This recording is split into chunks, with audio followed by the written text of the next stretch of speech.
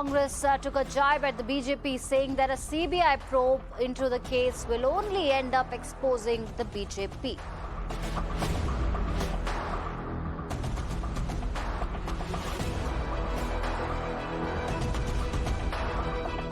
Let them first do it. Who said not?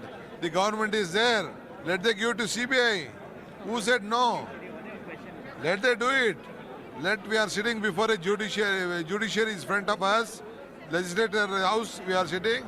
Let a judge, one high court judge, monitor the investigation.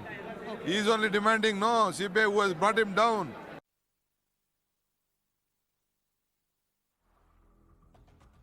All right, for more on this, I'm joined by my colleague Neha on the broadcast, who's been tracking this case very closely. Neha, thank you for joining us. What we understand that two things are happening prominently in this case. One is the investigation. What we believe is that last night the post-mortem was conducted, and we'll have to wait and watch what really transpires in that and the investigation aspect. The second thing is the political aspect, where what we have seen is Mr. Jarkiholi also wading into the storm and saying the same team that has allegedly conspired against him is also conspiring against Mr. Eshwarappa. And the Congress, on the other hand, has said that go ahead if you want to, if you want a CBI probe, it will end up exposing you. For the benefit of our viewers, could you help us understand where are these both developments heading into? One, the investigation bit, and second, the political.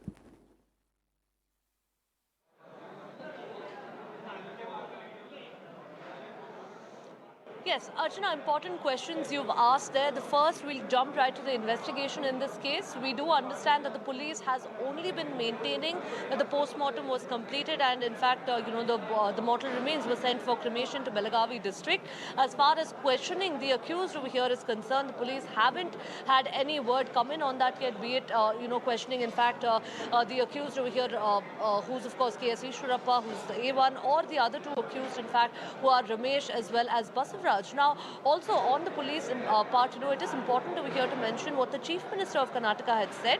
He said that the investigation is underway, and once the preliminary report is filed, then there will in fact, be some talk of a possible action to be taken. However, this comes at a time when the family of Santosh has constantly been demanding that some arrests be made. The opposition in the state of Karnataka that's protesting now also has in fact, been demanding that some arrests be made, that the minister also be slapped with charges of 302 or booked for murder. Now coming to the political aspect of things, we have seen how the matter had turned political. In fact, the Karnataka Congress over here in the state had been protesting from last morning. We saw them protesting. They first visited the governor in the state of Karnataka, submitted a memorandum to him, demanding that an impartial probe be conducted into this, and also the fact that, Ramesh Jarkiholi also, now that's something that we're going to come to later, but also that KS Eshwarappa in this case, be booked on charges of murder, that he be sacked from the cabinet. Now, coming to the latest controversy of what Ramesh Jarkiholi has actually said in this entire matter, Ramesh Jarkiholi has waded into this, and he has in fact made some damaging claims right now against the Congress over here, and said that the same team that was responsible for his downfall and for ensuring that he tenders his resignation will be responsible for the resignation of Minister KS Eshwarappa. We saw the Congress over here hitting back. We saw them, in fact, stating that let him come out with whatever facts he has to come out with. He's also said that he would be doing, a public conference on Monday, where he would be divulging more details of the leaders who are responsible, for demanding the resignation of him, as well as for the resignation of Minister KS Eshwarappa.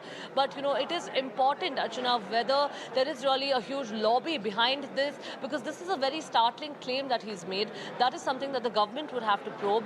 But the larger issue, of course, that's being deviated from over here remains the fact that the Contractors Association has levelled damaging claims against the Karnataka government today.